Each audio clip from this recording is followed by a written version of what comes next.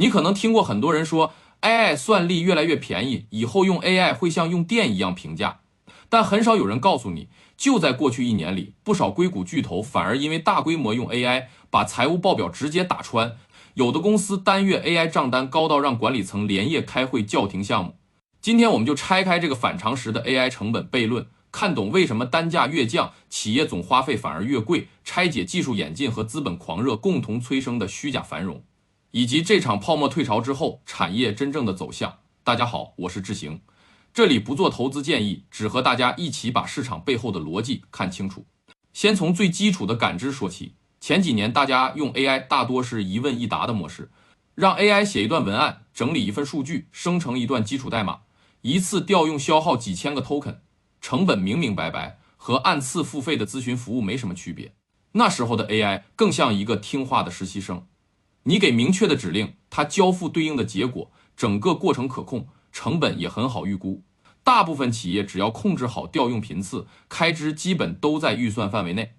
那时候几乎没人会担心 AI 成本失控，毕竟单价透明，用量可控，只要做好预算，基本不会出大问题。但谁也没想到，技术的迭代会这么快就打破这个平衡。但从自主 agent 开始普及起，整个游戏规则就变了。你不需要再拆解成一步步的指令，只需要说出一个模糊的目标，比如搭建一个适配业务的官网，剩下的事情 AI 会自己完成。它会自动去翻阅几万字的官方技术文档，从中筛选出需要的接口和参数，然后自主编写代码。运行报错了就自己排查原因，调整代码，再重新运行，直到最终输出符合要求的结果。整个过程用户只需要等最终结果，后台却已经悄悄发起了几百上千次模型调用。每一次思考，每一次纠错，每一次工具调用都在消耗 token， 也都在产生费用。我观察到的一个核心变化是， AI 的角色从执行者变成了决策者。之前是人指挥他做什么，现在是他自己决定要做多少步，调用多少次工具，人反而成了只看结果的验收者。但 token 的价格确实在下降，甚至比几年前便宜了好几倍，但调用总量的增长速度远远超过了单价下降的幅度。很多企业算下来，总开支不仅没降，反而翻了几十甚至上百倍。很多管理者一开始没意识到这个变化，他们看着公开的模型报价越来越低，就放心放开全公司的使用权限，觉得反正单价便宜，多用也花不了多少钱。直到月度账单出来，所有人都傻了眼，原本预估几十万的开支，最后可能变成几百万甚至上千万。这不是哪一家公司的特例，而是过去1年整个行业普遍遇到的问题。这件事最容易被忽略的是技术范式变化带来的成本失控。很多人还在用旧时代的计价逻辑去估算新时代的 AI 开支，偏差自然会大得离谱。技术只是推高成本的其中一个原因，真正让开支彻底失控的是畸形的企业考核文化，也就是行业里说的 token maxing。2025到2026年这段时间，整个资本市场对 AI 的追捧达到了顶峰。上市公司只要对外宣称自己是 AI 原生企业，股价就能迎来一波上涨。创业公司只要晒出高额的 token 消耗量，就能轻松拿到下一轮融资。在这种氛围里， token 消耗量不再只是一个成本数据，反而成了衡量公司 AI 转型力度的核心指标。投资人看它，华尔街看它，连公司内部的绩效考核也开始和它绑定。有的公司推出内部 token 消耗排行榜，谁烧的 token 多，谁的排名就靠前，在晋升和评优里更有优势。还有的公司直接给工程师下达硬指标，每人每月必须烧掉固定金额的 AI 费用，完不成就影响绩效。比如 Shopify 就推出过内部的 token 消耗榜单，把员工的用量排得明明白白。OpenAI 官方也推出过 token 勋章计划，专门给消耗量超过1万亿 token 的企业颁奖。Salesforce 更直接给工程师定下硬性要求，每人每月至少要烧掉$170的 AI 费用，相当于直接告诉员工，不管有没有实际需求，先把这个额度用掉再说。我真正担心的从来不是技术进步带来的成本上升，而是这种为了指标而消耗的畸形模式。当用量和绩效挂钩，所有人的目标都会从创造价值变成完成指标。一线工程师最懂这套规则，为了完成 KPI， 很多人会专门写自动化脚本，让 AI 执行大量和业务无关的空转任务，比如反复生成无意义的文本，重复执行不需要的推理步骤。这就像出租车司机为了完成里程指标，开着空车在高速上不停绕圈，里程数跑够了，油也烧了不少，但全程没有拉到一个客人，没有产生任何真实价值。这种状态下的 token 增长看起来数据非常漂亮，对外宣传也足够好听，但和真实的业务价值、营收增长几乎没有任何关系。说白了，就是花钱买了一堆好看的数字。当然，团队里也不是所有人都跟着这场狂热走，不少一线技术人员最先感受到成本压力，也最清楚哪些消耗是无效的。他们开始摸索各种极致节省 token 的方法。有人发现同样的指令，用中文表达比英文消耗的 token 更少，能省下一笔不小的开支。还有人把提示词压缩到极致，演化出了所谓的煽动人提示词，不用完整的长句子，也不用礼貌的表达，只用最原始、最精简的词汇和 AI 沟通。比如要写代码，就只说你写代码快，尽量把每一个字符都省下来。最顶尖的科技精英拿着高薪在最前沿的科技公司上班，最后却要像原始人一样和 AI 对话，只为了省下一点算力成本。这件事本身就充满了荒诞的讽刺感。更有意思的是，一边是基层员工想尽办法抠细节省成本，一边是管理层在会议室里为 token 总量的增长沾沾自喜，甚至还要加大量化考核的力度，上下两层的目标完全背道而驰，中间的损耗可想而知。这也是为什么很多公司看起来 AI 用的热火朝天，最后一算账根本没赚到钱。讲完了背后的机制，我们再来看几个真实的企业案例，感受一下这场狂热带来的真实财务冲击。第一个案例来自 Axios 的爆料，有一家匿名的大型企业，因为 IT 部门的疏忽，没有给企业级 API 设置调用上限，结果月底结算的时候，直接收到了5亿美元的账单。5亿美元是什么概念？很多中型上市公司一整年的净利润都达不到这个数字，而这只是一家公司1个月的 AI 开支，可想而知当时的消耗有多夸张。这里面有一个很容易踩错的认知坑，很多人觉得 API 调用是按需付费，用多少算多少，不会有大问题。但如果没有设置上限，一旦程序出现循环调用或者 bug， 账单就会像滚雪球一样涨上去。第二个案例是 Meta， 根据内部流出的数据， Meta 在30天里全公司烧掉了60万亿个 token， 按公开市价折算，大概相当于9亿美元。很多人会说 Meta 有自己的算力池，自己的大模型，不用按市价给别人付钱，所以没那么夸张。但自建算力不代表没有成本，硬件的折旧、巨额的电费、运维团队的人力成本，这些都是实打实的开支。更重要的是机会成本，算力用在了内部的无效消耗上，就没法用在下一代拉玛模型训练上，也没法用在对外出租的云业务上。对有自建算力的巨头来说，账面成本可能没那么显眼，但机会成本的损失反而比直接花钱更严重，因为它耽误的是真正能构建长期竞争力的核心业务。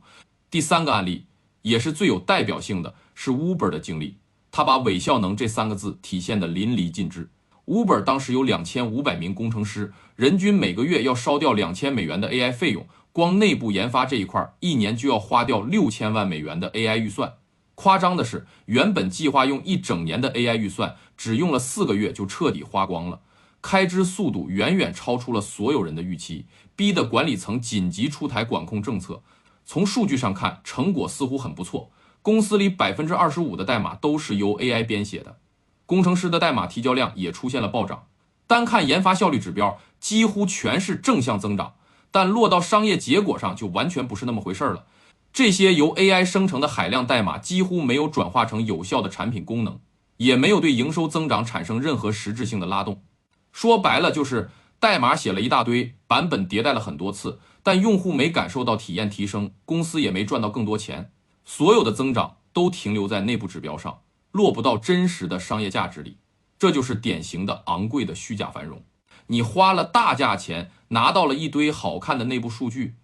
但这些数据变不成收入，也变不成利润，最后只能是纯粹的成本项。最后 Uber 只能紧急踩刹车，下发死命令，把员工的 AI 报销上限直接从每月2000美元砍到了1500美元，同时收紧了 AI 的使用场景，甚至连卖铲子的 OpenAI 自己内部都没能躲过这个问题。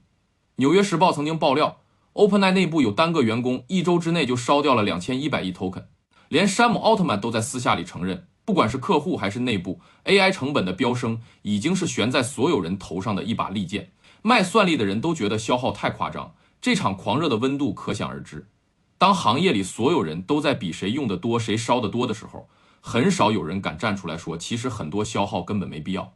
因为谁质疑，谁就会被贴上守旧、不懂 AI 的标签。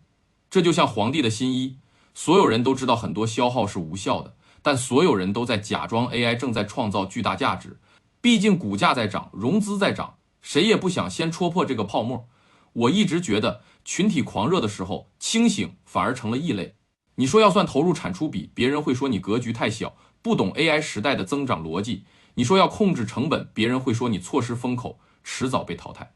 但所有的击鼓传花游戏总有停下来的一天，而刺破这场泡沫的不是技术瓶颈，也不是监管政策，是每个公司都绕不开的财务报表。再好听的故事，再动人的愿景，最后都要落到利润表上。当巨额的 AI 开支持续侵蚀利润，当投资人开始追问投入对应的回报，整个共识就会开始松动。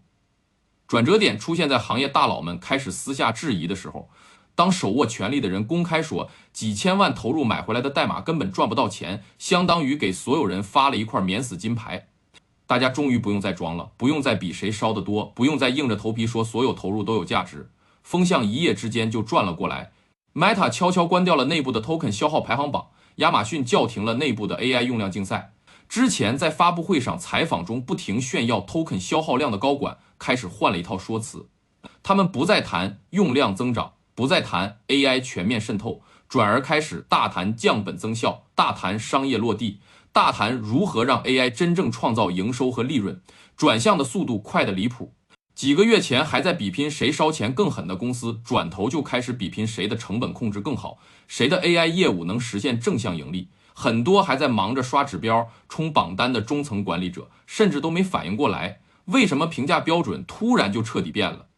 当然，冷静下来不是放弃 AI， 而是开始更理性的使用 AI。企业不再给 AI 无限的权限和无限的预算，开始给它套上枷锁，做精细化的管控。大家开始用标准化的工作流工具，把 AI 限定在固定的场景和流程里。比如 Slack 里有人提交 bug， 爱自动生成对应的 GitHub 工单；比如客服收到咨询，爱自动调取知识库，生成回复草稿。AI 不再是那个可以自己决定做什么、做多少的包工头，重新变回了流程里的一个环节。每一次调用都有明确的场景，每一笔开支都对应明确的业务目标。我更倾向于把这种变化理解成商业化的正常回归。技术萌芽期，大家会先放开手脚探索可能性，看看它到底能做什么。等狂热退去，自然会回到成本和收益的平衡里。这不是 AI 的倒退，恰恰是 AI 走向成熟的开始。只有当大家不再为了概念买单，开始为价值付费的时候，这个行业才能真正健康发展。这场转向对整个产业链的影响也不小。上游的云厂商和芯片公司之前一直受益于企业 AI 用量的爆发式增长，推理算力的需求一路走高。当企业开始精细化管控，缩减无效消耗，推理算力的需求增速自然会放缓，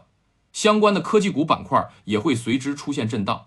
这也是近期很多相关标的出现波动的底层原因之一。其实回过头看，这种剧本在科技行业已经上演过很多次了。从早年的互联网泡沫到后来的 Web3， 再到元宇宙，每次新技术出现都会经历一轮类似的狂热。红利期的时候，所有人都在讲新故事，讲新范式，没人关心盈利，没人在意成本，大家都怕错过风口，都觉得这次不一样。等潮水退去，才会发现大部分公司都在裸泳。真正能活下来、走得远的，永远是那些尊重商业常识、盯着真实价值的玩家。我一直觉得，被戳破的从来不是技术本身，而是无脑烧钱堆砌出来的虚假繁荣。AI 的长期价值是确定的，但价值的兑现从来不是靠堆算力、刷指标就能完成的。任何技术投入，如果最终不能转化为真实的营收和利润，不管故事讲得多动听，概念包装得多高级，都站不住脚。这是商业世界最朴素的规则，从来不会因为新技术而改变。很多人说这是 AI 泡沫破裂，我倒不这么看。破的不是 AI 的泡沫，是无脑烧钱就能收获技术奇迹的捷径幻想。真正的 AI 商业化其实才刚刚开始，之前大家比的是谁胆子大，谁烧钱快。接下来要比的就是谁能把 AI 用在刀刃上，谁能真正用技术提升效率，创造利润。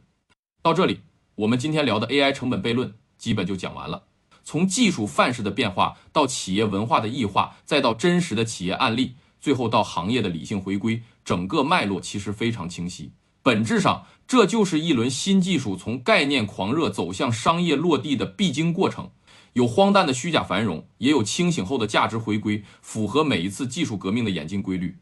你觉得企业的 AI 投入接下来会继续收缩，还是会在平稳后重新增长？你所在的行业有没有出现过类似为了指标刷数据的虚假繁荣？欢迎你在评论区分享自己的观察。如果你也希望在技术最热的时候多一点冷静的商业判断，可以订阅这个频道。后续我们也会持续跟踪 AI 产业的真实落地节奏，拆解更多背后的资本和产业逻辑。最后还是要和大家说，市场和产业的演变从来都不是线性的。